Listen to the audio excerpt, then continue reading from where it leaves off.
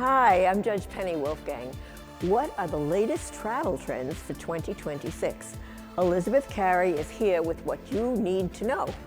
And do you have a healthy resolution for the new year? We catch up with the perfect person to make sure you follow through.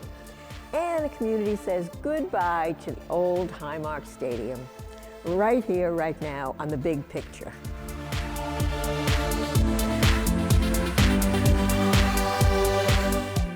Hello, everyone, and welcome to the program. Like many of you, I love to travel to beautiful places and share the experience with family and friends. And like many of you, I am not fond of driving in the snow and bad weather. So who is better to talk to about both these topics than our friend Elizabeth Carey, Director of Public Relations for the AAA of Western and Central New York. Welcome, Elizabeth. It's so good to see you again. Oh, thank you so much for having me. I know, we're so excited about 2026 and all the travels that'll be awaiting everyone. I am. I'm always excited about travel, as you know. So I recently, as you also know, and as everyone knows, because John and I talked about it last week, over the holiday, I took a cruise with my family for the first time ever that I've done that over the holidays. And it was so much fun.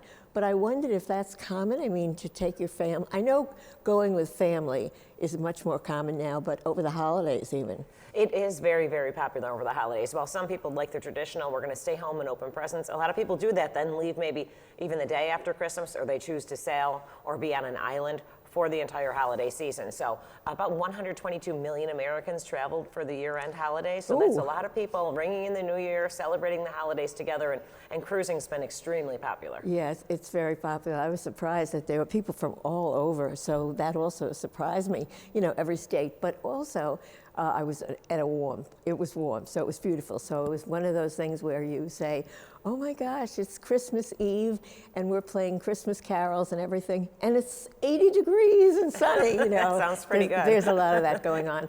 What about now, though? What do people, where do they want to go for the winter? And is it too late to get a good deal or make reservations for something in the winter? So everyone flocks to warm weather destinations, of course. Western New Yorkers love any excuse to warm up, so that's always top of the list. So people do enjoy traveling down to the tropics, you know, on cruises, whatever it might be, to warm up. So very, very popular. We expect it to be popular literally throughout the year, especially during the cold weather months. And it's not too late. It's never too late to book a trip. Getting the best deal would require a little bit of flexibility. So if you can be flexible on your dates, for instance, when schools are out, rates always go up. You know, the airlines know exactly when the school breaks are, so the airfare goes up, the cruise rates go up. If you have a little flexibility on the dates, I know personally we always would take the kids out of school and the teachers would say that's a good learning experience in itself. They get to experience different cultures. A lot that's of better people than just do. sitting in a classroom. We used to do that too. Yeah. And you get the better rate, so we always tried to do that too. So being a little bit flexible with your dates can help. Yeah, what about international? Is there, in the coming months, is there international travel going on?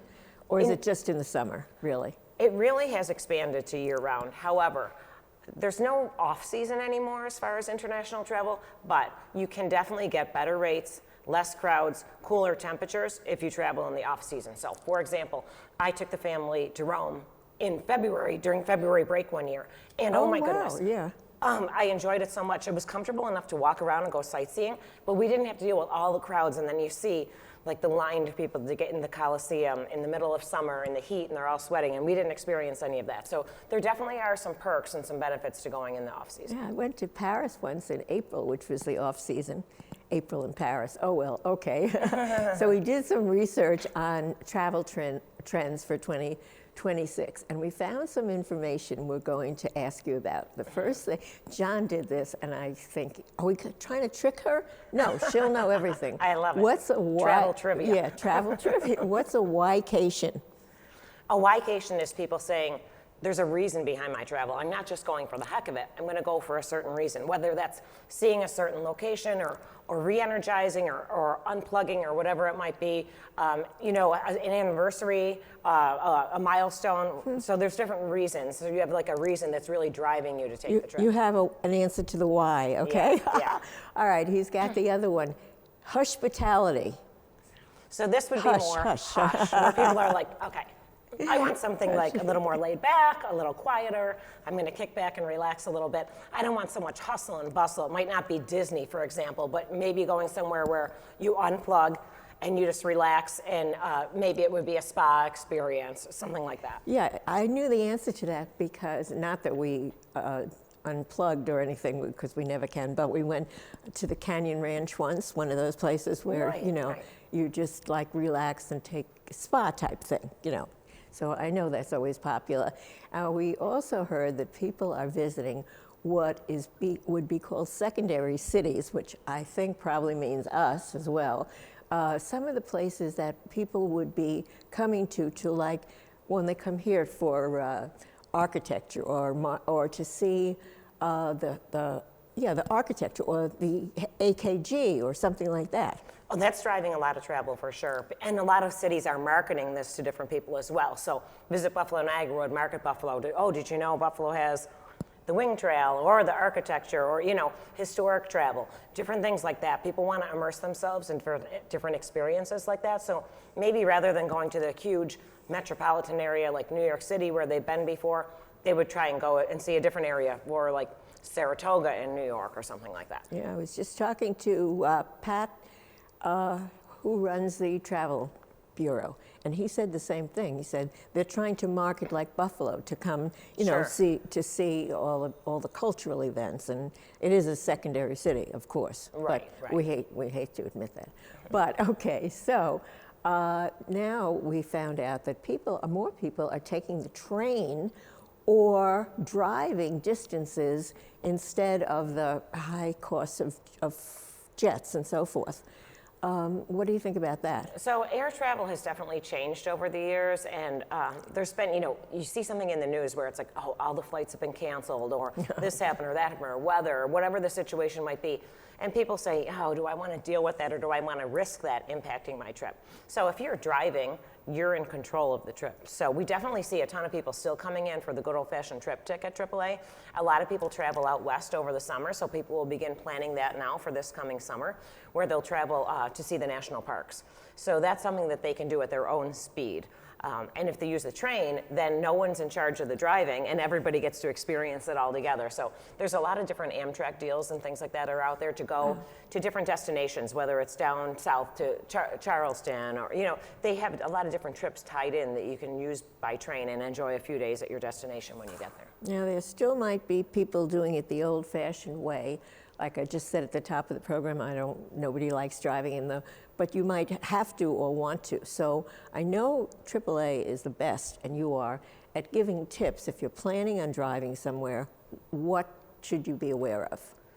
What should you do before? If you're traveling, you want to make sure your car is road trip ready. So that's number one. Get the car checked over by, you know, a certified mechanic. Make sure it's good to go. Tires, for example. It's the only part of the car that comes in contact with the road. So you want to make sure you have good tire tread. Of course, checking over your battery, your fluids, making sure the car's in good working condition and safe before you head out on that trip. I think you were telling me, too, a lot of times, when you're taking a road trip, if you have kids, what should you do?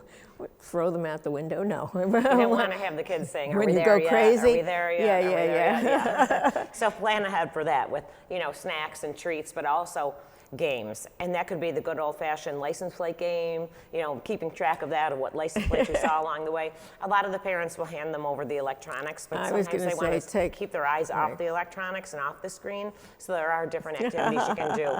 I know a friend at AAA, they put $1 on the dashboard, $1 bill, and they call it whoever spots the first buck gets the buck. So the kids are looking out the window looking for deer, and whoever spots the first deer, the antlers, the buck, they get the $1. So that can be a fun game with kids. Oh my gosh, it's really, those days are gone for me, but I remember that. There are so many ways to find out about travel information, various websites, but I know how important it is to reach out to the experts, because I've always done that. Michael and I have always had a travel agent. No matter now, if I don't even fly to New York without calling my travel agent. Why is it so important?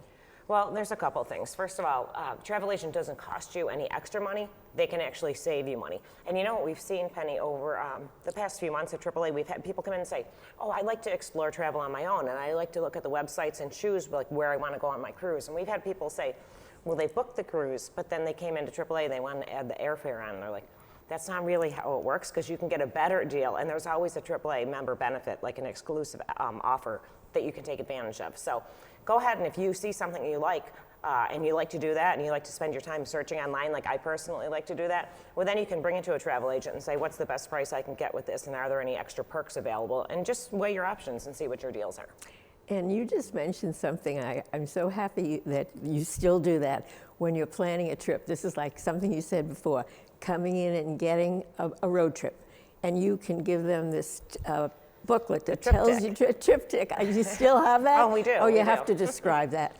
So back in the day, people would come get the triptych, and people actually at AAA, employees, made it by hand and highlighted with a highlighter the different route and where construction was along the way. We don't do it by hand anymore. Computers have taken over, so we can still digitally generate that for you, and people still come in and pick them up, especially, like I mentioned, people going out west to the national parks. You're going to be in the wilderness, so there might not be connectivity. You might lose your GPS signal, so people like to have that good old-fashioned map, and that way they'll have it this way. Okay, well, what is the website and place where we can connect with you and AAA? Western, what's it called? Western Central something. Yeah, AAA Western and Central New York. So we still have good old-fashioned branches in Amherst, Kentown, Orchard Park. People can pop in and visit us, or just go to AAA.com. That's AAA.com, and you can find all the information right there. Yeah, but it's better to talk to a person. It's better to talk to you, I found out. Yeah, and some people like to go online, or some people like to just email a travel advisor, but some people like to come in and talk about it, especially if multiple families or couples are traveling together, and then they can kind of sit around the travel agent's desk and sort out what they want to do.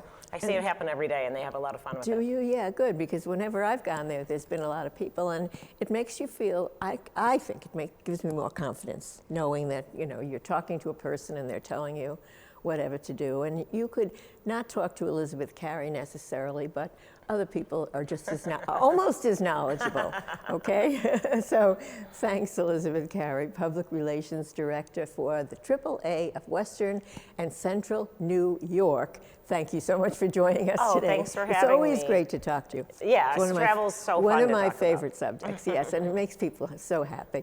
We'll be right back.